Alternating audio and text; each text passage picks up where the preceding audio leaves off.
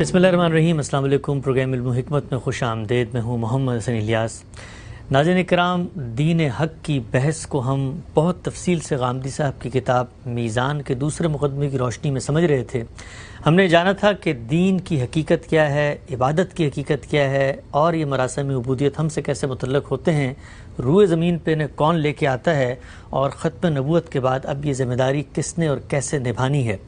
یہ پوری بحث در حقیقت دین کی وہ ایک مثبت تعبیر پیش کرتی ہے جس کے ذریعے سے ایک عام آدمی یہ سمجھ سکتا ہے کہ دین اسلام کے مشمولات کیا ہیں، دین اسلام کی حقیقت کیا ہے، اور دین اسلام کا مقصد کیا ہے۔ اس بحث کو آج ہم آگے بڑھائیں گے۔ حسب سابق ہمارے ساتھ تشریف فرمائیں جناب جاوید احمد غامدی صاحب۔ غام صاحب بہت شکریہ، آپ کے وقت کا آغاز کرتے ہیں۔ یہ بتائیے گا، گزشتہ 8-10 پروگرامز میں ہم نے آپ کے اس دوسرے مقدمے کی جو ایک ترتیب ہے اس سے چیزوں کو سمجھنے کی کوشش کی۔ اس کے نتیجے میں تصویر کیا سامنے آتی ہے، یعنی اب مذہب اسلام کس چیز کو قرار دیا جائے گا، اور کون سا شخص ہے جو ان چیزوں پر عمل کر کے اپنے آپ کو مسلمان کہلانے کا مستحق ہے، اسلام کا مطلب کیا ہے، اور اسلام کے ظاہری اور باطنی تقاضے کیا ہیں۔ یہ بات بہت اچھی طرح واضح ہو چکی ہوگی کہ جب آپ دین کی حقیقت متعین کر لیتے ہیں، جو قرآن مجید کی روشنی میں ہم نے متعین کر کے واضح کرنے کی صحیح کی کہ وہ اللہ کی بندگی ہے، یعنی انسان اپنی اس حقیقت کا اعتراف کر لیتا ہے کہ میں ایک بندہ ہوں، اور میرا پروردگار ہے جو زمین و آسمان کا خالق ہے، میرا اس کے ساتھ تعلق عبد اور معبود کا تعلق ہے۔ یہ تعلق کس طریقے سے ایک واضح مذہبی حیثیت اختیار کرتا ہے، اس چیز کو اسلام سے تعبیر کیا جاتا ہے۔ یعنی اللہ تعالیٰ جب یہ کہتے ہیں کہ ان الدین عند اللہ الاسلام، اللہ کے نزدیک دین ہمیشہ سے اسلام ہی رہا ہے۔ میں اس پر بڑی تفصیل کے ساتھ گفتگو کر چکا ہوں کہ اس جملے کا مطلب یہ ہے، اور اس کے ذریعے سے یہ تاریخ بتائی گئی ہے کہ آدم علیہ السلام سے لے کر محمد الرسول اللہ صلی اللہ علیہ وسلم تک اللہ تعالیٰ نے جو اپنی ہدایت انسانوں کو دی، اس کا نام اللہ کے نزدیک اسلام ہی ہے۔ یعنی یہ بات ٹھیک نہیں ہے کہ اسلام جسے کہا جاتا ہے وہ 14 صدی پہلے کوئی مذہب ہے جو اللہ تعالیٰ کی طرف سے بھیجا گیا، بلکہ اسلام انبیاء کا دین ہے جس کے آخری پیغمبر محمد الرسول اللہ صلی اللہ علیہ وسلم ہے، اور آخری کتاب قرآن مجید ہے۔ تو اس آخری پیغمبر نے اور اس آخری کتاب نے اب ہمیں تعین کے ساتھ یہ بتایا ہے کہ اسلام ہے کیا۔ قرآن مجید میں ایک تو اسلام کا لفظ استعمال ہوتا ہے دین کی پوری ہدایت کے لیے، ٹھیک، اور ایک اسلام کا لفظ استعمال ہوتا ہے وہ ظاہری چیزیں جو ایک مسلمان کی حیثیت سے ہم اپناتے اور ہم اختیار کرتے ہیں۔ یعنی جب میں مسلمان ہوتا ہوں تو سب سے پہلی چیز کیا ہے جو مجھ سے صادر ہونی چاہیے، وہ یہ کہ میں اس بات کی گواہی دیتا ہوں اب قیامت تک، محمد الرسول اللہ صلی اللہ علیہ وسلم کے بعد جب میں اسلام کا اقرار کرتا ہوں تو میں اس بات کی گواہی دیتا ہوں کہ اللہ کے سوا کوئی الہ نہیں ہے، ٹھیک، اور محمد صلی اللہ علیہ وسلم اللہ کے رسول ہیں۔ یہ گواہی یہ بتاتی ہے کہ اب میرے دین کی بنیاد کیا ہے، توحید کا اقرار، اور دوسری بنیاد کیا ہے، محمد الرسول اللہ صلی اللہ علیہ وسلم کو دین کا تنہا ماخذ ماننا۔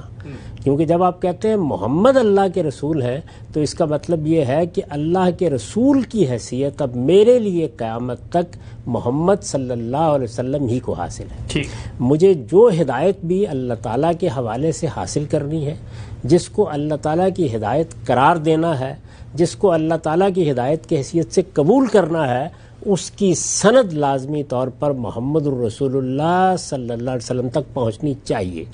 یہ میرا اقرار ہے۔ تو پہلی چیز جس کو اسلام کا ظاہر قرار دیا گیا ہے، یعنی میری طرف سے مسلمان کی حیثیت سے جس چیز کا ظہور ہونا چاہیے، میں جب اپنے آپ کو مسلمان کی حیثیت سے دنیا میں متعارف کراتا ہوں تو میں اصل میں اپنی اس شہادت کے ساتھ متعارف کراتا ہوں، اسی لیے اس کو شہادتین کہا جاتا ہے۔ اچھا، یعنی ایک اس بات کی گواہی کہ اللہ کے سوا کوئی الہ نہیں، اور دوسرے اس بات کی گواہی کہ محمد صلی اللہ علیہ وسلم اللہ کے رسول ہے۔ اس کے بعد وہ عبادات ہیں جو اصل میں میرے اللہ تعالیٰ کے ساتھ تعلق کا اظہار بن کر میری زندگی کا احاطہ کر لیتی ہیں۔ یعنی میں نماز کا اہتمام کرتا ہوں، میں زکوٰۃ ادا کرتا ہوں، میں رمضان کے روزے رکھتا ہوں، میں حج و عمرہ کے لیے جاتا ہوں۔ تو اگر آپ غور کر کے دیکھیں تو یہ 4 چیزیں اور وہ شہادت، یہ 5 چیزیں ہیں جن کو رسالت مآب صلی اللہ علیہ وسلم نے بھی ایک موقع پر وضاحت فرمائی کہ یہی اسلام ہے۔ ٹھیک، یہی اسلام ہے کا مطلب کیا ہے؟ یعنی ظاہر ہے کہ اسلام میں تو بہت سے احکام ہیں، بہت سی ہدایات ہیں، لیکن میرے ذاتی ظہور میں جو چیز مذہبی حیثیت سے نمایاں ہوتی ہے وہ اصل میں یہی چیز ہے۔ ٹھیک، قرآن مجید نے بھی ان کو بیان کیا ہے اور جگہ جگہ ان کی تاکید فرمائی ہے، رسالت مآب صلی اللہ علیہ وسلم نے بھی ان کو بیان کیا۔ میں بار بار اس جانب توجہ دلاتا ہوں کہ رسول اللہ صلی اللہ علیہ وسلم نے ایک ہی بار ایسا ہوا ہے پوری زندگی میں کہ جبریل کے ساتھ دین کے علم پر گفتگو کی ہے۔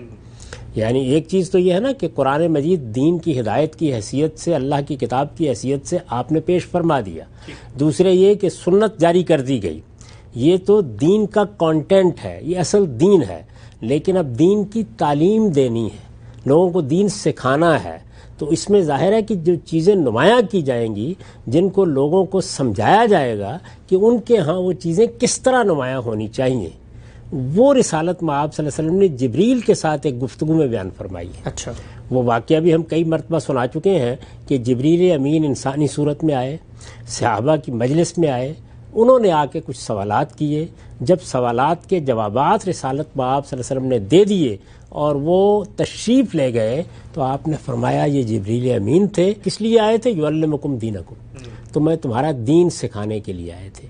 تو اس موقع کے اوپر ایک سوال یہ کیا گیا کہ اسلام کیا ہے، اس کا رسالت مآب صلی اللہ علیہ وسلم نے جواب دیا ہے اور یہ بتایا ہے کہ اسلام کیا ہے۔ اسلام یہ ہے کہ تم اس بات کی گواہی دو کہ اللہ کے سوا کوئی الہ نہیں اور محمد صلی اللہ علیہ وسلم اللہ کے رسول ہیں۔ ٹھیک، تم نماز کا اہتمام کرو، زکوٰۃ ادا کرو، تم رمضان کے روزے رکھو، تم حج کرو، یہ چیزیں آپ نے بیان فرمائی۔ تو گویا یہ 5 چیزیں ہیں جن پر لفظ اسلام کا اطلاق کیا جاتا ہے دین کے ظاہر کی حیثیت سے۔ ٹھیک، یعنی پورا دین کیا ہے؟ پورے دین کو میں کئی مرتبہ واضح کر چکا کہ وہ اصل میں 4 بنیادی چیزوں کا نام ہے۔ اس میں عبادات بھی ہیں، اس میں تطہیر بدن کی ہدایات ہیں، اس میں تطہیر خورونوش کے لیے کچھ اصولی ہدایات دی گئی ہیں، اور اس میں ہمارے اخلاق کی تطہیر کے لیے بہت تفصیلی ضوابط ارشاد فرمائے گئے ہیں۔ ٹھیک، وہ دین ہے پورا کا پورا، لیکن جس وقت یہ دین اپنے ظاہر کے لحاظ سے اپنے آپ کو نمایاں کرتا ہے، میری پہچان بنتا ہے، کیونکہ وہ جتنی چیزیں باقی بیان کی گئی ہیں وہ تو انسانی رشتوں سے کسی بھی جگہ پائی جا سکتی ہیں، لیکن دین کی حیثیت سے جب میں اپنے آپ کو مسلمان کہتا ہوں تو میرے اسلام کا ظہور کن چیزوں میں ہوتا ہے؟ وہ 5 چیزیں ہیں۔ تو ان 5 چیزوں کو رسالت مآب صلی اللہ علیہ وسلم نے اس طرح سے بیان فرمایا۔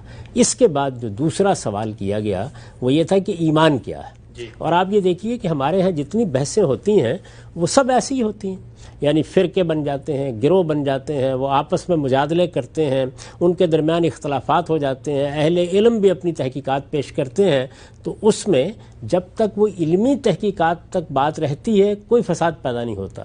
جب وہ یہ اسلام ہے یہ اسلام نہیں ہے، یہ ایمان ہے یہ ایمان نہیں ہے، یہ فلاں سے کفر کا صدور ہو گیا ہے، فلاں نے کسی بڑی ضلالت اور گمراہی کو اختیار کر لیا ہے، جیسے ہی ہم بحث کے اس دائرے میں داخل ہوتے ہیں تو یہی چیزیں ہیں جو زیر بحث آتی ہیں۔ تو رسالت مآب صلی اللہ علیہ وسلم نے اس کو اس طرح واضح کر دیا اور جبریل کے ساتھ ملاقات میں واضح کیا۔ یہ میں اس لیے بار بار توجہ دلا رہا ہوں کہ ایک پوری اسکیم ہوگی نا جس کے تحت جبریل آسمان سے آئے، اللہ تعالیٰ کی طرف سے یہ فیصلہ کیا گیا کہ اگرچہ ہم نے اپنی کتاب نازل کر دی ہے، اگرچہ رسالت مآب صلی اللہ علیہ وسلم نے سنت کو اپنے لوگوں میں جاری کر دیا ہے، لیکن لوگوں کے ہاں ان کی اصلاح کے لیے یہ ضروری ہے کہ ایک خلاصہ ان کے سامنے رکھ دیا جائے جس کو وہ ہمیشہ پیش نظر رکھیں اور کبھی کسی گمراہی نہ پڑے۔ تو اس میں جو اسلام کے بارے میں سوال تھا اس کا جواب دے دیا گیا۔ یعنی اب اگر کسی شخص کا اسلام زیر بحث آنا ہے اور ظاہر کے لحاظ سے اسلام پر گفتگو کرنی ہے تو بس انہی چیزوں پر گفتگو ہونی چاہیے۔ اس کے سوا جو کچھ ہے وہ علمی مباحث ہے۔ ان علمی مباحث میں میرا ایک زاویہ نظر ہو سکتا ہے، آپ کا ایک زاویہ نظر ہو سکتا ہے، اس میں اختلافات بھی رہیں گے۔ یہ اختلافات انسانیت کا حسن ہوتے ہیں، ان کے ذریعے سے حقائق کا ادراک ہوتا ہے۔ ان کو جب ہم زیر بحث لاتے ہیں تو جو انسانی ذہن ہے وہ حظ اٹھاتا ہے، اس کی تسکین ہوتی ہے. لیکن جب یہی چیز اس سے آگے بڑھ کر فرقہ بندی کی صورت اختیار کرتی ہے تو اس وقت یہ ضروری ہوتا ہے کہ اسلام کی وحدت کو، دین کی وحدت کو کسی حال میں مجروح نہ ہونے دیا جائے. ہمیں جو بنیادی ہدایت کی گئی ہے وہ آپ جانتے ہیں کہ وہ کیا ہے؟ اعتصموا بحبل اللہ جمیعا ولا تفرقوا. اللہ کی رسی کو مضبوطی سے تھامے رکھو، اپنے اندر تفرقہ پیدا نہ کرو. اسی طرح جب دین دیا گیا اور دین کی تاریخ بتائی گئی تو سورہ شورى میں یہ ہدایت کی گئی کہ ان اقیموا الدین ولا تتفرقوا فیہ. دین کو اپنی پوری قوت کے ساتھ اختیار کیے رکھو، اس پر عمل پیرا رہو، اس میں کوئی تفرقہ پیدا نہ کرو. یہ تفرقہ پیدا نہ کرو، یہ پیدا کب ہوتا ہے؟ یہ علمی اختلافات سے نہیں ہوتا. علمی اختلافات سے تو حقائق مزید واضح ہوتے ہیں. آپ نے قرآن مجید کی کسی آیت کا مدعا واضح کیا، میں نے اس کو کسی دوسرے پہلو سے واضح کیا، اس سے علم آگے بڑھتا ہے اور لوگ بھی دین کے ساتھ علمی طور پر متعلق ہوتے ہیں.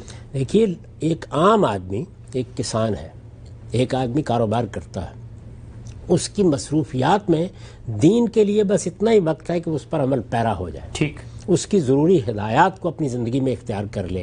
اس کے لیے تو یہ چیزیں شاید دلچسپی کا موضوع نہیں ہوتی، لیکن خدا کی دنیا میں بڑا تنوع ہے. اس میں اہل علم ہے، اس میں چیزوں کو اندر اتر کر سوچنے اور دیکھنے والے لوگ ہیں. ان کی دلچسپی کے موضوعات ہی وہی ہوتے ہیں جن کو ہم علم کا ایکڈیمک پہلو کہتے ہیں. دین کا وہ حصہ کہ جس میں بعض چیزوں کی تنقیح کر کے ان کی حقیقت واضح کی جاتی ہے.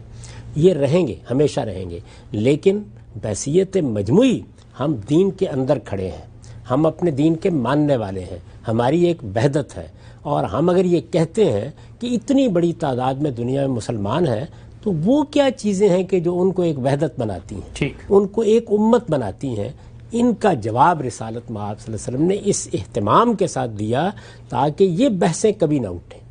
تو میں نے آپ کو گن کے بتایا کہ وہ 5 چیزیں ہیں، جن 5 چیزوں کا اہتمام کر رہا یہ اصل میں اسلام کا اظہار ہے. اب اس کے بعد ایمان کیا ہے؟ ایمان ظاہر ہے کہ دین کا باطن ہے، یعنی ایمان وہ چیز ہے کہ جو اصل میں میرے باطن میں اپنی جگہ بناتا ہے. میں ان چیزوں کو مانتا ہوں، اپنے دل کی گہرائیوں سے قبول کرتا ہوں. تو وہ بھی 5 ہی چیزیں، یعنی وہ تصورات ہیں، وہ بنیادی طور پر میرے وہ عقائد ہیں، یعنی جن چیزوں پر در حقیقت میرے پورے دینی تصورات کی بنیاد قائم ہے. تو وہ 5 چیزیں وہاں بھی بیان فرمائیں. اور اس ملاقات میں جبریل امین کے ساتھ اس ملاقات میں رسالت مآب صلی اللہ علیہ وسلم نے ان 5 چیزوں کو گنوایا اور یہ کہہ کے گنوایا کہ ایمان یہ ہے. یعنی انہوں نے سوال کیا کہ ایمان کیا ہے، آپ نے فرمایا ایمان یہ ہے. یہ چیزیں قرآن میں بھی بیان ہوئی ہیں، لیکن اس موقع پر ان چیزوں کو دہرایا گیا، ان کا خلاصہ کیا گیا تاکہ لوگوں کی تعلیم کا اہتمام ہو جائے. وہ 5 چیزیں کیا ہیں؟ اللہ پر ایمان. اگر آپ غور کریں تو سارے ایمان کی بنیاد یہی ہے. یعنی اصل میں تو جس وقت ہم اس کائنات کا پروردگار مان لیتے ہیں، یعنی یہ مان لیتے ہیں کہ یہ کائنات نہ آپ سے آپ وجود میں آئی ہے اور نہ میں یا آپ اس کے خالق ہیں، ٹھیک، یہ اللہ تعالیٰ کی تخلیق ہے، اس کی حیثیت اس کی مخلوق کی ہے. جب یہ مان لیتے ہیں تو اس کا مطلب یہ ہے کہ ہم دین میں آ گئے، ہم نے ایمان کی زندگی اختیار کر لی. ہمارے مابین اور ان لوگوں کے مابین کے جو اس دنیا ہی کو حقیقت سمجھتے ہیں ایک بنیادی فرق واقع ہو گیا، ایک لکیر لگا دی گئی. تو اس میں سب سے پہلی چیز کیا ہے؟ اللہ پر ایمان. اس کے بعد کیا ہے؟ اللہ تعالیٰ کے فرشتوں پر ایمان. یہ ایمان بھی بڑی ضروری اور اہم چیز اس لیے بن گیا کہ ہم انسانوں کا براہ راست رابطہ نہیں ہوتا اللہ تعالیٰ کے ساتھ. ہم دعا کر سکتے ہیں، وہ ہماری دعائیں قبول کرتا ہے، لیکن اللہ کا پیغام اگر آنا ہے اور اس کے ساتھ دنیا میں کوئی معاملات ہونے ہیں تو وہ ظاہر ہے کہ اس کے پیغامبروں کے ذریعے سے ہوں گے. ملائکہ کا لفظ اسی مفہوم میں ہے.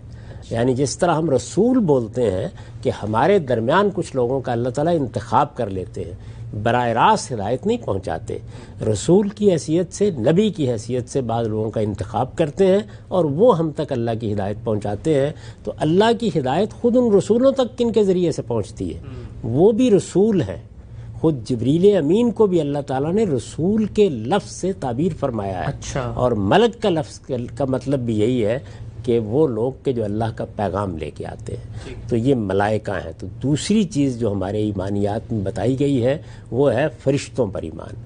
اس کے بعد نبیوں پر ایمان، تیسری چیز. پھر کتابوں پر ایمان. یہ بتایا گیا ہے کہ نبی آتے ہیں، وہ آ کے انذار و بشارت کرتے ہیں، ان کے ساتھ اللہ تعالیٰ اپنی کتابیں نازل کرتا ہے. اس پر ہم تفصیل کے ساتھ گفتگو کر چکے ہیں. جی. کتابوں پر ایمان، اور آخری چیز کیا ہے؟ یوم آخر پر ایمان. ٹھیک. یعنی یہی وہ چیز ہے جس کے لیے انذار کیا جاتا ہے کہ یہ دنیا عارضی ہے، ایک دن تم سب کو اس پروردگار سے ملاقات کرنی ہے، اس کی بارگاہ میں حاضر ہونا ہے. یہ وہ 5 چیزیں ہیں جن کو ایمان سے تعبیر کیا جاتا ہے. تو رسالت میں آپ صلی اللہ علیہ وسلم نے اس موقع کے اوپر اسلام کا جواب دیا اور 5 چیزیں گنوا دیں ایک کر کے. اسی طریقے سے یہ بتایا کہ ایمان کیا ہے اور یہ 5 چیزیں گنوا دیں. یہ قرآن مجید میں بھی اسی طرح بیان ہوئی ہیں، یہ حدیثوں میں بھی الگ الگ بیان ہوئی ہیں. اس موقع پر رسالت میں آپ صلی اللہ علیہ وسلم نے ان کو متعین کر کے گویا خلاصے کے طور پر سامنے رکھ دی. ہم سب بہت ہی تفصیل سے آپ نے بتایا کہ جو مذہب اسلام ہے اس کا ظاہر کیا ہے، اس کا باطن کیا ہے، وہ کیا تقاضے ہیں جو مسلمان کے اعلان کرنے کے بعد فوراً اس سے متعلق ہو جاتے ہیں. سوال میرے ذہن میں آ رہا تھا، سننے والے بھی سوچ رہے ہوں گے کہ اگر یہ اتنی ہی سادہ بحث ہے کہ یہ 5 چیزیں اسلام ہیں اور یہ 5 چیزیں ایمان کا تقاضا ہیں، تو پھر ہمارے ہاں جب پوچھا جاتا ہے کسی سے کہ تم مسلمان ہو تو اس سے تو ایک بہت لمبی فہرست ہے سوالات کی، عقائد کی، معاملات کی، مختلف نقطہ نظر اور رجحانات میں اس کے میلان کی کہ وہ کہاں کھڑا ہوا ہے. تو پھر یہ جو فہرستیں ہیں، یہ جو کمپلیکیشنز ہیں، یہ جو تفصیلات ہیں اتنی بڑھا دی گئی ہیں. پوری عقائد کی کتابیں ہیں، اس میں یہاں تک باتیں لکھی گئی ہیں کہ اللہ تعالیٰ کو پتھر اٹھا سکتے نہیں اٹھا سکتے، اس کے بارے میں بھی ہم نے کوئی فیصلہ کرنا ہے، یہ بھی ہمارے ایمان کی فرح سمجھا جائے گا.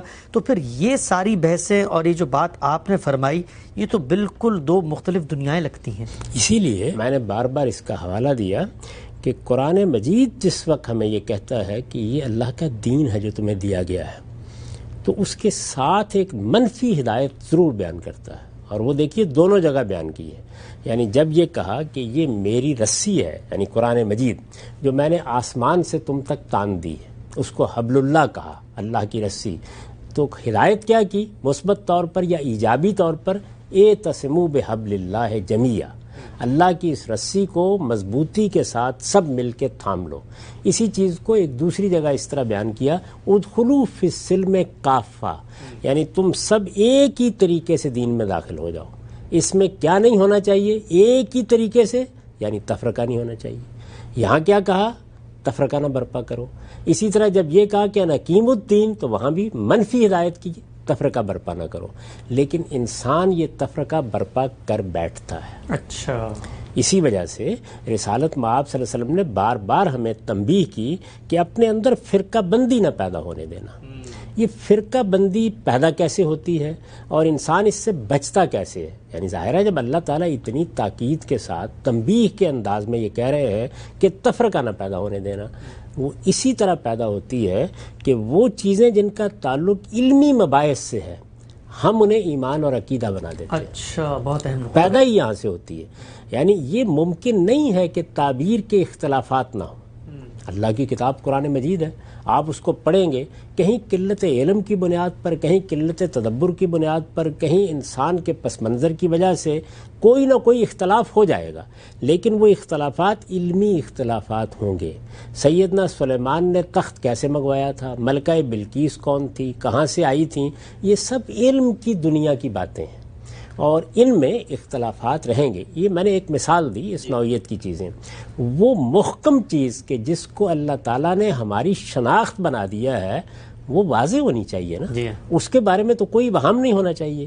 اس لیے میں نے یہ توجہ دلائی کہ اس پروردگار نے یہ اہتمام کیا کہ اپنی کتاب نازل کی، اور اگر آپ کتاب کا مطالعہ کریں، کتاب تو ظاہر ہے کہ بہت بڑی ہے، کتاب کا جب آپ مطالعہ کریں گے تو یہ حقیقت بالکل واضح ہو جائے گی کہ اسلام کی بنیاد کیا ہے، ایمان کیا چیزوں کا نام ہے.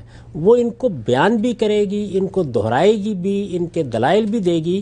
لیکن اس کے ساتھ مزید اہتمام یہ کیا گیا کہ جبریل امین نے آ کر رسالت مآب صلی اللہ علیہ وسلم سے پہلی مرتبہ اور آخری مرتبہ سوالات کیے. کیوں کیے؟ تاکہ وہی بات ہو کہ اللہ کی رسی کے ساتھ آپ مضبوطی سے جڑے رہیں، آپ دین پر حقیقی مفہوم میں قائم رہیں، ایمان اور اسلام کے بارے میں مسلمانوں کے اندر کوئی تفریق کبھی پیدا نہ ہو، فرقہ بندی کی بنیادیں جڑ سے اکھاڑ دی جائیں اور لوگ علمی معاملات کو علمی چیزوں کی حیثیت سے زیر بحث لائیں. یہ تعلیم تھی. اسی لیے وہاں رسالت میں آپ صلی اللہ علیہ وسلم نے یہ الفاظ فرمائے کہ جبریل آئے تھے یعلمکم دینکم، تمہیں تمہارا دین سکھانے کے لیے آئے تھے. تو دین سکھانا، دین تو قرآن سکھا رہا تھا، دین تو سنت میں سکھایا گیا تھا. مطلب یہ ہے کہ دین کی حقیقت کے بارے میں جو مباحث پیدا ہو سکتے ہیں ان میں تاکہ تم واضح جگہ پر کھڑے ہو جاؤ. تو بڑی واضح جگہ پر اللہ کے رسول نے ہم کو کھڑا کیا، اس کے بعد وہ دنیا سے رخصت ہوئے. تو میں نے عرض کر رہا تھا کہ یہ فرقہ بندی کیسے پیدا ہوتی ہے، یہ ان مباحث کی وجہ سے پیدا ہوتی ہے. میں بڑی واضح چند مثالیں سامنے رکھ دیتا ہوں جس سے ایک تصویر معلوم ہو جائے گی کہ ہوتا کیسے ہے. جی. کہ مسلمانوں کے ہاں کچھ سیاسی اختلافات ہوئے رسالت مآب صلی اللہ علیہ وسلم کے بعد. میں بہت اصرار کے ساتھ یہ کہوں گا کہ سیاسی اختلافات ہوئے. سیاسی اختلافات کا مطلب یہ ہے کہ مسلمانوں کی ایک ریاست وجود میں آ گئی. اب ظاہر ہے کہ اس ریاست کا نظم آگے چلانا ہے. رسالت مآب صلی اللہ علیہ وسلم کی ذات پر تو کوئی اختلاف کا سوال نہیں تھا. رسالت مآب صلی اللہ علیہ وسلم اللہ کے نبی اور رسول کی حیثیت سے بھی سب کے لیے واجب الاطاعت تھے، اور جب آپ نے نظم حکومت کی ذمہ داریاں سنبھالیں تو اس میں بھی ظاہر ہے کہ آپ کی حیثیت رسالت کی وجہ سے کسی تفریقے کا کوئی سوال نہیں تھا. آپ کے بعد عام انسانوں کو ذمہ داریاں سنبھالنی تھی. عام انسان جب ذمہ داریاں سنبھالتے ہیں تو سیاسی معاملات میں بہت کچھ اونچ نیچ ہوتی ہے، بہت کچھ نشیب و فراز ہوتے ہیں. پہلے دو خلفاء کی حد تک تو معاملہ ایسا نہیں ہوا، اور اگر کوئی اختلاف ہوا بھی تو اس کو سنبھال لیا گیا، اس کی بنیاد پر کوئی تفریق نہیں پیدا ہو سکی. لیکن پھر ایک حادثہ فاجعہ ہو گیا، ایک خلیفۃ المسلمین کو شہید کر دیا گیا. اس کے بعد امت میں افتراق کی بنیاد پڑی. اگر آپ غور کریں تو وہاں اصل اختلاف سیاسی ہے، لیکن جب سیاسی اختلاف مذہبی لوگوں میں ہوتا ہے تو بہت جلد وہ ایک مذہبی تعبیر بھی اختیار کر لیتا ہے، اور اس مذہبی تعبیر کے نتیجے میں آپ پھر کیا کرتے ہیں، یعنی ان باتوں کو دہرانے کی بجائے کہ کوئی فرق نہیں پڑتا، اگر ہم میں کوئی سیاسی اختلاف ہو گیا ہے تو دور ہو جائے گا، نہیں دور ہوگا تو اس کے لیے کوئی راستہ نکال لیں گے. لیکن مذہب میں، دین میں ہم ایک ہی مقام پر کھڑے ہیں. اگر تو یہ رویہ اختیار کیا جائے تو کوئی بڑی مصیبت نہیں آتی، لیکن بالعموم ایسا نہیں ہو پاتا. چنانچہ سب سے پہلا جو اختلاف پیدا ہوا وہ خوارج نے کیا. اگر آپ تاریخ کو پڑھیں تو انہوں نے کیا اختلاف کیا، آپ دو بڑی چیزوں پر انگلی رکھ سکتے ہیں. یعنی ایک تو یہ کہ انہوں نے دیکھا کہ یہ کیا ہو رہا ہے، یعنی محض اس بنیاد پر کہ فلاں کو خلیفہ ہونا چاہیے، فلاں کو نہیں ہونا چاہیے، محض اس بنیاد پر کہ خلیفۃ المسلمین نے فلاں اقدام صحیح کیا ہے، فلاں غلط کیا ہے، یہ اتنی خون ریزی ہو گئی، جنگیں ہو گئی، مسلمانوں کی ماں ام المومنین میدان میں آ گئی. تو یہ جو اتنا بڑا حادثہ ہوا ہے، اس حادثے کو کیا ہم روز روز دہرائیں گے؟ تو انہوں نے یہ خیال کر لیا کہ یہ حکومت اور یہ ایک وحدت کے ساتھ حکومت اور یہ ایک سلطنت، اس کو کاٹ مارے. بہتر یہ ہے کہ لوگ اسی دنیا میں آ جائیں جو ایک قبائل کی دنیا ہوتی ہے. آپ ہیں یا تو انفرادی زندگی بسر کر رہے ہیں، یا زیادہ سے زیادہ یہ ہے کہ جس شخص پر آپ کا اعتماد ہے آپ نے اس کو اپنا رہنما بنا لیا، بس ٹھیک ہے. تو گویا ایک طرح سے انارکسٹ کی حیثیت سے خوارج نے ایک فلسفے کی بنیاد رکھ دی. یہ گویا پہلا مسئلہ تھا. یعنی سیاسی اختلاف نے ایک مذہبی تعبیر کی حیثیت اختیار کر لی. مذہبی تعبیر کیسے بنی کہ حکمران ہونا ہی نہیں چاہیے. اس طریقے سے مسلمانوں میں کسی وحدت یا کسی نظم کی ضرورت نہیں ہے سیاسی لحاظ سے. تو ایک مسئلہ پیدا ہوا. اس کے ساتھ بعض معاملات وہ تھے کہ جن کو روایت کی بنیاد پر بیان کیا جا رہا تھا، اور ہمارے ہاں روایت کی بنیاد پر جو معاملات آتے ہیں ان کے لیے بھی سنتی کی تعبیر اختیار کی جاتی رہی ہے ہمارے علم میں. تو بعض چیزوں پر انہوں نے اعتراض کیا کہ یہ قرآن مجید میں نہیں ہے یا قرآن مجید کے خلاف ہے. تو یہ دونوں چیزیں ان کی طرف سے گویا علمی مسائل بن کے سامنے آئی. کیونکہ بار بار بعض روایات کا حوالہ دیا جا رہا تھا، تو اس میں یہ بحث پیدا ہوئی. اب دیکھیے کہ ان کے مقابلے میں جو مین سٹریم لوگ تھے وہ تو خوارج کہلائے، یعنی وہ نکل گئے. تھوڑی تعداد کے لوگ تھے، آج بھی آپ کو بہت زیادہ نظر نہیں آئیں گے. یہ عمان وغیرہ میں عباضیہ کی صورت میں بھی موجود ہے. ان کے عقائد میں بھی بہت سی تبدیلیاں، بہت سے تغیرات آ چکے ہیں. لیکن اس وقت یہ دو چیزیں ان کے ہاں بنیادی حیثیت سے سامنے آئیں. اس کے مقابل میں جو بڑی تعداد مسلمانوں کی تھی، انہوں نے اپنی ایک اب پہلی مرتبہ مسلمان سے آگے بڑھ کر ایک دوسری شناخت قائم کی. یعنی میری شناخت کیا ہے مذہبی حیثیت سے، میں مسلمان. اگر کوئی آدمی مجھ سے پوچھے، میری 10 چیزیں ہو سکتی ہیں شناخت کی، میرا وطن ہو سکتا ہے، میری برادری ہو سکتی ہے، میری قوم ہو سکتی ہے، میری زبان ہو سکتی ہے، میرا رنگ ہو سکتا ہے، اور بہت سی چیزیں میری شناخت کا باعث بنتی ہیں. دنیا میں اللہ تعالیٰ نے ایسا ہی تنوع رکھا ہے. لیکن میری مذہبی شناخت کیا ہے؟ میری مذہبی شناخت صرف ایک ہے، اور وہ یہ کہ میں مسلمان ہوں. ٹھیک. میرا دین اسلام ہے. میں مذہبی شناخت میں کوئی تعدد پیدا نہیں کرتا، اور مجھے نہیں کرنا چاہیے، اور صحابہ کرام نہیں کرتے تھے، اور انبیاء علیہم السلام نے یہی ایک شناخت پوری انسانیت کے لیے متعین فرمائی ہے. لیکن پہلی مرتبہ خوارج سے اپنے آپ کو الگ کرنے کے لیے مسلمانوں کے بہت بڑے گروہ نے ایک دوسری شناخت یا دوسرا تعارف بیان کرنا شروع کیا. اہل السنت والجماعہ، اہل سنت کہتے ہیں نا آپ، یعنی ذرا تخفیف کے ساتھ.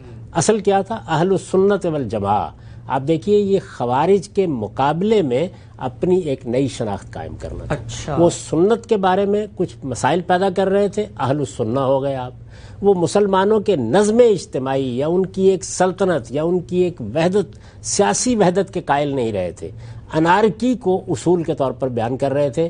تو عربی زبان میں اس کے لیے لفظ الجماع استعمال کیا جاتا ہے. اچھا. یہ اردو کا جماعت نہیں ہے جیسے کہ ہم اردو میں بولتے ہیں پارٹی کے معنی میں. الجماعت کا مطلب ہے مسلمانوں کا یا کسی قوم کا یا کسی گروہ کا نظم اجتماعی. علیکم بالجماع بھی کہا گیا. علیکم بالجماع کا بھی یہی مطلب ہے، یعنی عربی زبان میں اس کا مطلب یہ ہوتا ہے. تو اس موقع کے اوپر یہی کہا گیا کہ ہم اہل السنہ والجماع ہیں. مطلب یہ ہے کہ ہم قرآن کے ساتھ سنت کو بھی ایک حیثیت دیتے ہیں جو رسالت مآب صلی اللہ علیہ وسلم کی طرف سے ہدایات یا کوئی باتیں روایت کی گئی ہیں، اور دوسرے ہی کہ ہم یہ سمجھتے ہیں کہ مسلمانوں کا ایک نظم اجتماعی ہونا چاہیے، ان کی ایک سلطنت یا ان کی ایک حکومت ہونی چاہیے، اس حکومت کے سربراہ کو ایک حیثیت حاصل ہے اور اس کی اطاعت کرنی چاہیے. تو اہل السنہ والجماع. اب اہل السنہ والجماع کی یہ شناخت قائم ہو گئی، تو آہستہ آہستہ اس شناخت نے دوسرے بعض علمی مباحث کو بھی اپنے عقائد کی حیثیت سے متعارف کرانا شروع کر دیا. چنانچہ یہ اب جو آپ کو بیان کیا جاتا ہے کہ یہ فلاں چیز تو عقیدہ ہے، یہ عقیدہ کا لفظ رسالت مآب صلی اللہ علیہ وسلم کے ہاں تو اس طرح استعمال ہی نہیں ہوا. وہاں ایمانیات 5 بیان ہوئے ہیں، یعنی اللہ پر ایمان، فرشتوں پر ایمان، نبیوں پر ایمان، کتابوں پر ایمان اور یوم آخر پر ایمان. وہاں ایمانیات کی ساری بحث مسلمان ہونے کی حیثیت سے یہاں ختم ہو جاتی ہے. تو ہونا تو یہ چاہیے تھا کہ اس میں ایک لفظ کا بھی اضافہ نہ کیا جاتا. لیکن جب آپ نے مسلمان کی شناخت سے آگے بڑھ کر خوارج کی شناخت اختیار کر لی، یا آپ نے اہل السنہ والجماع کی ایک نئی شناخت اختیار کر لی، تو اب جن جن مباحث میں آپ دوسروں سے مختلف ہوتے چلے گئے، مثلا نزول مسیح کی بحث ہو گئی، مثلا اولیاء کی بحث ہو گئی، مثلا اولیاء کی کرامتوں کی بحث ہو گئی، اور اس طرح کی بہت سی چیزیں، تو آپ ان سب کو عقائد کی فہرست میں ڈالتے چلے گئے. علمی مباحث کو آپ نے اٹھایا جو علمی ہی رہتے تو کوئی تفریق نہیں تھی، ان کو اپنی اس شناخت سے وابستہ کرنا شروع کر دیا. تو اب جب آپ عقیدہ طحاویہ اٹھاتے ہیں یا عقائد نسفی اٹھاتے ہیں تو آپ کو ایک بڑی طویل فہرست ملتی ہے، اور اس طویل فہرست کے لحاظ سے جیسے ہی کوئی صاحب علم اختلاف کرتا ہے تو فوراً عقیدے سے انحراف ہو گیا، اہل سنت والجماع سے انحراف ہو گیا، یعنی اب اسلام زیر بحث ہی نہیں رہا. ٹھیک. تو یہ اس کا لازمی نتیجہ نکلا. اب دیکھیے اس کے بعد ایک تیسرا گروہ سامنے آیا جن کو ہم اہل تشیع کہتے ہیں. ان کا بھی اصل اختلاف کیا تھا؟ وہی عقیدہ امامت کا، یعنی مسلمانوں کا حکمران کیسے ہونا چاہیے. لیکن آہستہ آہستہ اس اختلاف نے بھی ایک دینیاتی پس منظر مذہبی پیرہن آ گیا، اور جب مذہبی پیرہن آیا تو اس کے بعد وہاں بھی اہل علم نے اپنی شناخت میں بعض چیزوں کو نمایاں کرنا شروع کر دیا. تو اہل تشیع کے عقائد کی بھی ایک فہرست بننا شروع ہو گئی. اب کسی کے بارے میں یہ کہے بغیر کیا غلط ہے اور کیا صحیح، میرا مقصد صرف یہ تھا کہ میں آپ کو یہ بتاؤں کہ اگر ہم رسالت مآب صلی اللہ علیہ وسلم نے جس جگہ ہم کو کھڑا کیا تھا، جو ہماری شناخت متعین کی تھی، جو متعین کر کے کہہ دیا تھا کہ اسلام یہ ہے اور ایمان یہ ہے، اگر اس سے ایک قدم بھی آگے نہ بڑھاتے، اور یہ جتنی چیزیں ہیں یہ مطلب ان کا نہیں ہے کہ ان چیزوں کو آپ اٹھا پھینکیں گے. ظاہر ہے کہ یہ بحثیں ہوں گی، کسی روایت کی بنیاد پر ہوں گی، کسی قرآن کی آیت کی بنیاد پر ہوں گی، یہ بحثیں ہوں گی، ان کو علم کے دائرے میں رکھیں تو فرقہ بندی پیدا نہیں ہوگی. تو پہلا قدم یہ ہے کہ آپ اپنی شناخت کے ساتھ ایک شناخت کا اضافہ کرتے ہیں. یعنی آپ کی اصل شناخت کیا تھی؟ وہ جو اللہ تعالیٰ نے اتنا زور دے کر اصرار کے ساتھ بیان کی ہے کہ تمہارے باپ ابراہیم نے تمہارا نام مسلمان رکھا تھا. ہوا سمکم المسلمین، یہ معمولی بات نہیں ہے. یعنی ایک طرف اس کائنات کا پروردگار اعلان کرتا ہے کہ ان الدین عند اللہ الاسلام، آدم علیہ السلام سے لے کے محمد الرسول اللہ تک میں نے کوئی دوسرا دین بھیجا ہی نہیں ہے، میرا دین اسلام ہے. تو اگر دین اسلام ہے تو پھر یہودیت کیا چیز ہے، پھر نصرانیت کیا چیز ہے، پھر اہل السنہ والجماعہ کیا چیز ہے، پھر اہل تشیع کیا چیز ہے؟ ظاہر ہے کہ یہ سب کی سب شناختیں جو ہیں یہ اسی طرح قائم ہوتی جاتی ہیں، اور پھر بتدریج آپ یہ دیکھتے ہیں کہ وہ اصل شناخت بے معنی ہو جاتی ہے. ٹھیک. اور یہ جو آپ کی فرقہ دارانہ شناختیں ہیں یہ بنیادی حیثیت اختیار کر لیتی ہیں. تو یہ وجہ بنتی ہے یہ بہت سے حق ہے، کیونکہ آپ نے اپنی شناخت وہ قائم کر لی جس کو آپ اب جسٹیفائی کریں گے نا، یہ بتائیں گے کہ کیوں قائم کی ہے. تو جب آپ اس کو جسٹیفائی کریں گے تو عقائد کی ایک فہرست بنتی چلی جائے گی. ٹھیک. تو عقائد کی یہ فہرستیں اصل میں فرقہ بندی کی بنیاد پر بنی ہیں، ورنہ اگر آپ ان سے بالاتر ہو جائیں اور اوپر اٹھ کر یہ شناخت قائم کریں کہ میں مسلمان ہوں، میری مذہبی شناخت صرف یہی ہے، تو پھر آپ کا اسلام کیا ہے؟ وہ 5 چیزیں جو حضور نے بیان فرما دی صلی اللہ علیہ وسلم. اور آپ کا ایمان کیا ہے؟ وہ 5 چیزیں جو آپ نے بیان کر دی. ان کے بعد ایمان اور عقیدے کی بحث نہیں ہوگی، باقی چیزیں علمی نوعیت کی ہیں، ان میں اختلافات بھی ہوں گے، مختلف تعبیریں بھی ہوں گی. ایک صاحب علم یہ رائے رکھیں گے، دوسرے وہ رائے رکھیں گے، ان میں تبادلہ خیالات بھی ہوتا رہے گا، لوگ آراء تبدیل بھی کرتے رہیں گے. ان میں سے ہو سکتا ہے کہ 10 لوگوں کو میری ایک رائے زیادہ بہتر لگے، 15 لوگوں کو آپ کی ایک رائے بہتر لگے، کوئی فرق نہیں پڑے گا. اس کے نتیجے میں وہ وحدت جو مسلمانوں کی قائم کی گئی ہے اس کے لیے پہلا قدم یہ ہے، یعنی اس کو مجروح کرنے کے معاملے میں، کہ آپ اسلام کی اور مسلمان کی شناخت کے ساتھ ایک فرقے کی شناخت کا اضافہ کر دیں. جیسے ہی آپ یہ اضافہ کریں گے عقائد کی فہرست بننی شروع ہو جائے گی. ہم سب بہت ہی خوبصورتی کے ساتھ آپ نے بیان فرمایا کہ تاریخی اسی طریقے سے علمی اور فکری اختلافات ہوں گے، انسان کی فطرت میں ہے، لیکن یہ جو دین کی بنیادی ہدایات ہیں ان کو سامنے رکھ کر ہم اپنی شناخت ایک یکسو ہو کے مسلمان ہونے کے ساتھ ساتھ کیسے آگے بڑھ سکتے ہیں. ایک سوال میرے ذہن میں یہاں آ رہا تھا، ہماری امت میں بہت بڑے بڑے لوگ اٹھے، وحدت امت کی بات کرتے ہیں، امت کو جوڑنے کی بات کرتے ہیں، وہ اس پورے مسئلے کا، اس پورے انتشار کا ایک حل یہ بھی بتاتے ہیں کہ یہ اختلافات ختم ہو جائیں اور سب لوگ ایک ہی طریقے سے سوچنا شروع کر دیں. پوچھنا میں آپ سے چاہتا ہوں کہ یہ وحدت امت کا فارمولہ آپ کی نظر میں کیا ہے؟ یعنی کیا یہ ممکن ہے کہ کوئی شخص ایک خاص گروہ اہل تشیع سے ہو، ایک شخص اہل سنت سے ہو، پھر بھی کوئی وحدت کی صورت پیدا ہو جائے اپنے اپنے عقائد پہ رہنے کے، اپنے اپنے نظریات پہ رہنے کے باوجود؟ دیکھیے میری زبان پہ بھی وہی علمی اختلافات کے معاملے میں عقائد ہی کا لفظ آیا. کیا اس کا بھی امکان ہے کہ فکری اختلافات رہیں اور تب بھی وحدت کی کوئی صورت ہو؟ یہی وہ چیز ہے جس کی طرف میں نے اشارہ کیا کہ آپ اپنے بارے میں طے کر لیں کہ میں ایک مسلمان کی حیثیت سے جیوں گا، مسلمان کی حیثیت سے مروں گا. لا تموتن الا وانتم مسلمون. سبحان اللہ. یعنی تم دنیا سے رخصت نہیں ہوگے مگر یہ کہ اسی شناخت کے ساتھ کہ تم مسلمان ہو. ٹھیک. قرآن مجید نے یہ کہا نا، اور بار بار توجہ دلائی کہ تم اس میں تفرقہ نہیں پیدا کرو گے، کبھی فرقہ بندی اختیار نہیں کرو گے. تو دیکھیے پہلا قدم کیا ہے؟ پہلا قدم یہ ہے کہ اپنی شناخت سے دستبردار ہو جائیں، یعنی اعلان کریں اس بات کا کہ میں مسلمان ہوں، آج کے بعد میری مذہبی شناخت صرف ایک ہے، میں مسلمان ہوں. اور جب آپ اس جگہ کھڑے ہوں گے تو ظاہر ہے یہ سوال پیدا ہوگا پھر مسلمان کی حیثیت سے تم کیا مانتے ہو، کن چیزوں کو اختیار کرتے ہو؟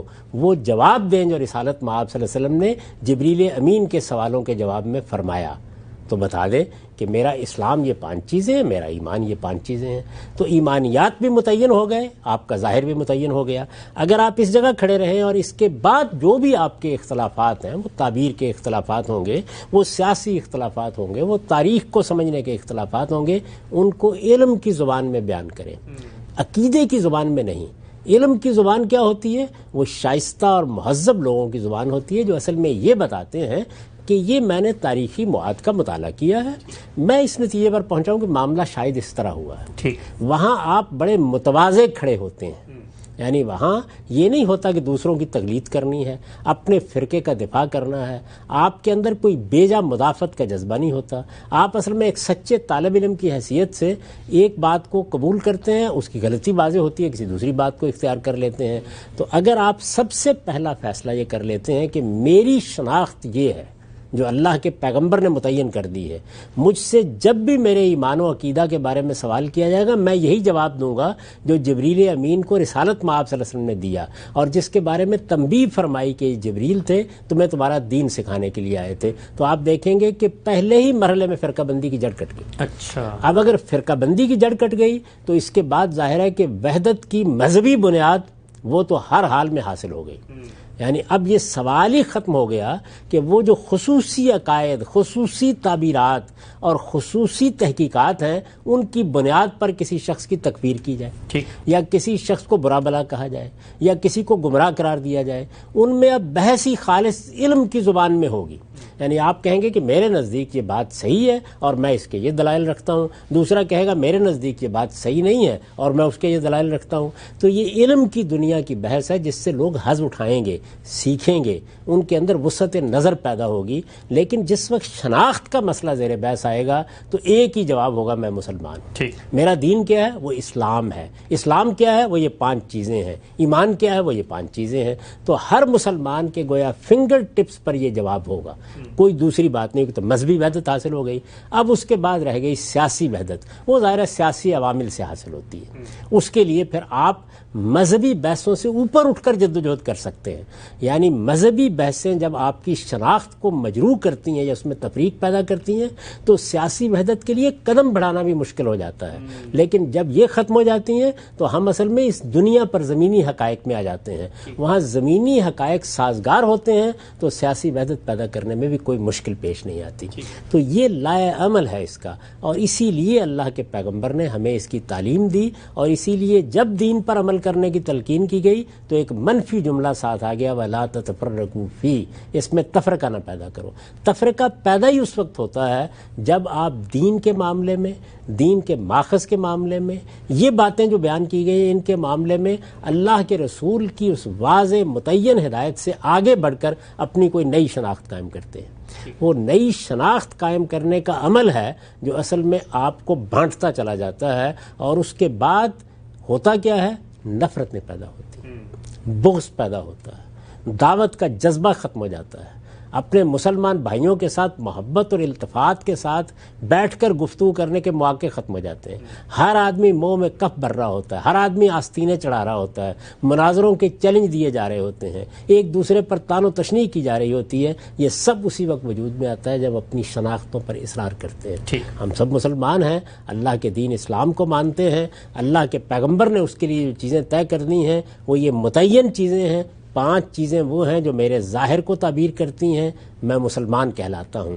5 چیزیں میرے ایمان کو بیان کرتی ہیں، یہ اللہ کے پیغمبر کی بیان کردہ ہیں، یہ کسی شخص کی تحقیق نہیں ہے. اور یہ قرآن مجید میں بھی اسی طرح بیان ہوئی ہیں. بحث ختم ہو گئی. لیکن ایک چیز کا بھی آپ اس میں اضافہ کریں گے اور شناخت کے لیے ایک لفظ بھی آپ مسلمان سے زائد بولیں گے تو ظاہر ہے کہ پھر آپ کو بتانا پڑے گا کہ آپ میں اور دوسروں میں فرق کیا ہے. اور وہ فرق پھر عقائد کی فہرستوں کی صورت میں تبدیل ہوتا چلا جائے گا. اس سے خدا کی پناہ مانگنی چاہیے. ہم سب آگے بڑھاتا ہوں بحث کو. ایک مشکل ایک مسئلہ رکھ کے آپ سے سمجھتا ہوں کہ اس معاملے میں علمی فکری اختلافات کو ایک طرف رکھ کے جو مجموعی دین کا نظام ہے، مجموعی دین کی ہدایات ہیں، یہ جو 5 چیزیں آپ نے بتائیں ان کو بھی سامنے رکھتے ہوئے کیسے وحدت قائم ہو سکتی ہے. اگر کوئی ایک گروہ سمجھتا ہے کہ نماز کی شرائط میں وضو کرنا اور وضو کی تفصیلات میں کسی دوسرے کے نزدیک فرق ہے، کوئی مسح کرتا ہے پیروں کا، کوئی دھوتا ہے، تو اب میرے نقطہ نظر میں اگر اس نے وضو ٹھیک نہیں کیا تو ظاہری بات ہے میں کہوں گا کہ اس کا وضو اس طریقے سے نہیں ہوا جس طریقے سے میں سمجھتا ہوں، تو پھر میں اس کے پیچھے نماز کیسے پڑھوں گا. آپ یہ دیکھیے ہمارے معاشرے میں سارے مسلمانوں کے اختلافات کی غمازی مسجدوں میں ہی ہوتی ہے، الگ الگ مسجدیں بن گئی، الگ الگ نمازیں پڑھ رہے ہیں. تو علمی اختلاف باہر کیف اثر انداز تو ہوگا ہماری وحدت پہ. جب مجھے پتہ ہے اس کا وضو نہیں ہوا دین کے مطلوب طریقے سے تو اب میری نماز اس کے پیچھے کیسے ہوگی؟ دیکھیے ہر شخص کا وضو اس کے فہم کے مطابق اللہ کے ہاں قبول ہوتا ہے، اس لیے کہ اللہ تعالیٰ نے انسان کو یہ حق دیا ہے کہ وہ فہم میں اختلاف کر سکتا ہے. چنانچہ کسی آیت کو سمجھنے میں، قرآن مجید کے کسی حکم کو جاننے میں، سنت کی کسی چیز کو سمجھنے میں اگر اختلاف ہو گیا ہے تو ہر شخص اپنے فہم کے مطابق عمل کرے گا، اور اللہ کے ہاں اس کی قبولیت کی بنیاد بھی وہی ہے. اچھا، یعنی اللہ تعالیٰ یہ نہیں کہیں گے کہ تم نے چونکہ غلط رائے قائم کی تھی تو میں تمہاری نماز بھی قبول نہیں کرتا. اچھا، وہ غلط رائے کیا دیانتداری سے قائم کی گئی ہے، اس میں کوئی ضد تو نہیں ہے. اگر ضد ہے، اگر ہٹ درمی ہے، اگر جانتے بوجھتے غلطی کی گئی ہے تو وہ تو بجائے خود جرم ہے. یعنی وہ تو عملی لحاظ سے پھر مواخذے کا باعث ہے. لیکن ایک شخص نے یا ایک گروہ نے یا ایک جماعت نے ایک چیز کے بارے میں ایک رائے دیانتداری کے ساتھ قائم کی تو اس کی نماز، اس کا روزہ، اس کی اللہ کے یہاں قبولیت کی بنیاد وہی ہے. اللہ تعالیٰ کی نگاہ یہاں ہے. اس کو کتنی خوبصورتی سے قرآن نے بیان کیا ہے کہ یہ جو تم قربانی کرتے ہو تو لن ینال اللہ لحومھا ولا دماؤھا، کیا تمہارا خیال ہے کہ ان کا خون اور یہ ان کا گوشت مجھے پہنچتا ہے؟ نہیں، ولیکن ینالہ التقوی منکم، وہ تمہارا تقوی ہے. تمہارے اندر جو اللہ تعالیٰ کی خوف، اللہ تعالیٰ کی محبت، اللہ تعالیٰ سے تعلق، اللہ تعالیٰ کے معاملے میں بچ کر رہنے کا ایک احساس پیدا ہوتا ہے کہ میں کوئی غلطی نہ کروں، یہ ہے جو اصل میں مجھ تک پہنچتا ہے. سبحان اللہ. جب یہ مجھ تک پہنچتا ہے تو آپ کی نماز میں، آپ کی تحقیقات میں بھی اصل چیز یہ ہے. میں نے پوری دیانتداری کے ساتھ خدا کی بات کو سمجھنا چاہا. میرے پیش نظر یہ تھا کہ مجھے قبر میں جواب دینا ہے. اس میں مجھ سے غلطی ہو گئی، میرے زاویہ نظر میں خرابی ہو گئی. اس پر اللہ تعالیٰ کوئی مواخذہ نہیں کریں گے. اللہ کے پیغمبر نے بھی اس چیز پر بشارت دی ہے. قرآن مجید بھی یہ کہتا ہے کہ کسی شخص پر جب کہ وہ خطاً کوئی کام کرتا ہے مواخذہ نہیں کیا جائے گا. یعنی اس سے غلطی ہو گئی ہے. غلطی کا مطلب کیا ہے؟ جانتے بوجھتے کسی حق کو نہیں جٹلایا گیا، جانتے بوجھتے گریز کا رویہ نہیں اختیار کیا گیا. اگر کوئی تنبیہ ہوئی ہے تو اس کو پوری توجہ سے سنا گیا ہے. اگر آدمی کا رویہ یہ ہے تو اس بنیاد پر نمازیں ختم نہیں ہو جائیں گی. اللہ تعالیٰ نے فرمایا کہ جن چیزوں پر تم بہت بڑے بڑے جھگڑے کر لیتے ہو، اللہ قیامت کے دن بتا دے گا کہ اس میں صحیح بات کس کی تھی. لیکن یہ کہیں بھی نہیں کہا کہ تمہارے ان اختلافات کی بنیاد پر تم کو الٹا لٹکا دیا جائے گا. یہ بات ہی نہیں ہے. تو اس وجہ سے ہر شخص جو اپنے طریقے کے مطابق مطمئن ہے کہ میرا وضو ہو گیا، اس کی نماز اللہ کے ہاں مقبول ہے. یہ ایک پہلو. دوسری بات یہ ہے کہ نماز جب آپ پیچھے کھڑے ہوتے ہیں تو یہ جماعت آپ کی نماز سے متعلق ہی نہیں ہوتی. اچھا. یہ بات ہی بنیادی طور پر ٹھیک نہیں ہے کہ کسی آدمی دوسرے کی نماز، یعنی وہ امام کی حیثیت سے کھڑا ہے تو وہ آپ کی نماز پر اثر انداز ہو جائے گی. وہ اس کی نماز ہے جو وہ پڑھ رہا ہے، جو آپ نماز پڑھ رہے ہیں وہ آپ کی نماز ہے. اور آپ نے وضو کیا ہے اپنے طریقے پر، آپ نماز پڑھ رہے ہیں اللہ کے پیغمبر کے بتائے ہوئے طریقے پر. نماز کی ظاہری حیت میں کوئی فرق ہی نہیں ہے کسی کے نزدیک. اگر باطن میں کوئی چیز موجود ہے تو وہ اللہ جانے اور اس کا بندہ جانے. تو آپ کی نماز اصل میں آپ کی نماز ہے، اس پر کسی دوسرے کی نماز اثر انداز نہیں ہوتی. آپ نے نماز پڑھی، آپ اللہ کے حضور میں باریاب ہوئے، اللہ تعالیٰ کا شکر ادا کریں. دوسرے کا معاملہ اس کے پروردگار کے ساتھ ہے، وہ جو کچھ بھی کر رہا ہے اس کے لیے وہ خود جواب دہ ہے. تو یہ بنیادی باتیں سمجھ لینی چاہیے. یہ بھی اصل میں چیزوں کو غلط زاویے سے دیکھنا ہے جس سے یہ سارے مسائل پیدا ہوتے ہیں. جس وقت آپ صحیح طریقہ اختیار کر لیتے ہیں، اپنی شناختوں سے دستبردار ہو جاتے ہیں، مذہبی شناخت کے معاملے میں طے کر لیتے ہیں کہ ہمارے باپ ابراہیم نے ہمارا نام مسلمان رکھا تھا، ہمارے پروردگار کا دیا ہوا دین اسلام ہے، اب ہم مسلمان ہیں، صرف اور صرف مسلمان.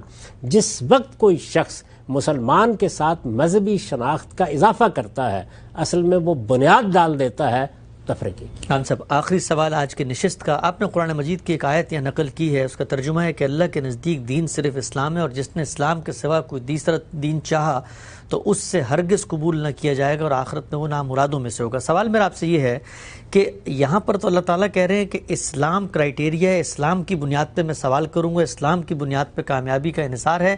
لیکن ہمارے ہاں تو بحث ہوتی ہے کہ ایک فرقہ ناجیہ ہے، اتنے فرقوں میں سے کوئی ایک ہوگا جس کو مسلمانوں کے گروہوں میں سے اللہ منتخب کر کے جنت میں ڈال دیں گے. تو قرآن مجید کا جو یہ کرائیٹیریا ہے اسلام کا، اور اس کے مقابلے میں جو کہا جاتا ہے کہ ایک فرقہ ہے جو کامیابی کی طرف جائے گا، تو یہ کیا آپس میں متضاد چیزیں ہیں؟ یہ بات یہ ہے کہ ہمیں اپنے دین، اپنی آخرت کی جواب دہی کی بنیاد ہی اللہ کی کتاب پر رکھنی چاہیے.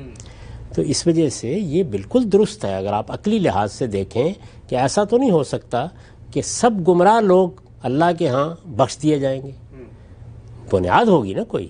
اللہ تعالیٰ کے ہاں وہ بنیاد کیا ہے؟ وہ بنیاد یہ ہے کہ کوئی غلطی جانتے بوجھتے ہوئی ہے، حق واضح تھا قبول نہیں کیا گیا، ضد اور ہٹ درمی اختیار کی گئی ہے، یہ بنیاد ہے نا، تو اصل میں اسی بنیاد کے اوپر اس فرقہ ناجیہ کا انتخاب بھی ہوگا۔ اچھا، یعنی وہ کون لوگ تھے دنیا بھر میں کہ جو دین کے سچے طالب بنے، جنہوں نے اللہ کے دین کو جس طرح کہ وہ تھا جاننا چاہا، سبحان اللہ، جنہوں نے اپنی طرف سے کسی چیز کو اس میں شامل نہیں کیا، جن کو غلطی اگر لگی ہے تو انسانی بنیاد پر لگ گئی، یعنی کہیں قلت علم کی بنیاد پر لگ گئی، کہیں قلت تصور کی بنیاد پر لگ گئی، غلطی لگ گئی ہے، انہوں نے جانتے بوجھتے غلطی نہیں کی، تو ایسے تمام لوگ اللہ کی رحمت کے مستحق ہو جائیں گے، اگرچہ تو مختلف اس وجہ سے اگرچہ مختلف الخیال ہوں گے۔ اچھا، تو اصل میں اس طرح کی جو روایتیں ہیں ان میں یہ بات ہے جو بیان کی جاتی ہے، یعنی وہ لوگ جو ہٹ درمی، ضد، مقابرت اختیار کر لیتے ہیں، فرقہ بندیوں کو اپنا مذہب بنا لیتے ہیں، جو ان کی مدافعت میں شب و روز بسر کرتے ہیں،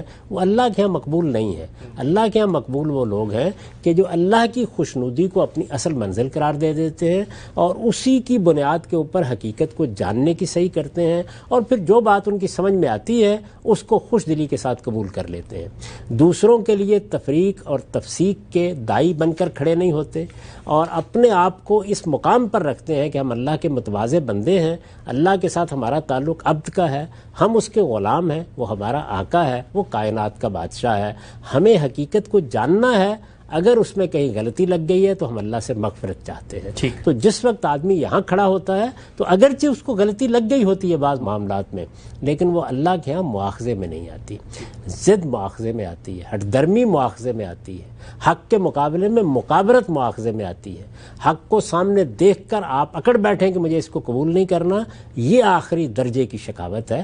تو اس کو بیان فرمایا ہے روایتوں میں بھی کہ وہی لوگ جو اللہ کے ساتھ یہ تعلق رکھیں گے وہی اصل میں وہ گروہ ہوں گے جن کو اللہ نجات عطا فرمائے۔ ہم سب بہت بہت شکریہ، ہمارے پروگرام کا یہاں پہ وقت ختم ہوتا ہے۔ کاش کہ یہ جتنی باتیں ہم کرتے ہیں اور قرآن مجید کی روشنی میں ہم تک سامنے آتی ہیں اور لوگوں تک پہنچاتے ہیں، لوگوں کے دل میں بھی اتریں اور وہ اس پہ عمل کریں اور اپنی شناخت مسلمانی رکھیں۔ یہ بحث ابھی جاری ہے، اس بحث میں کچھ اور اہم پہلو ہیں، مثلاً یہ کہ جن لوگوں کی شناخت یہ نہیں ہوگی کہ وہ اپنے آپ کو مسلمان قرار دیں، ان کے ساتھ روز قیامت کیا معاملہ ہوگا، پھر ایمان باللہ کی فروعات کیا ہیں، اسی طریقے سے ایمان کے تقاضے کیا ہیں، بہت اہم موضوعات ہیں۔ انشاءاللہ آئندہ نشست میں زیر بحث لائیں گے۔ وقت یہاں پہ ختم ہوتا ہے، اجازت دیجیے، اللہ حافظ۔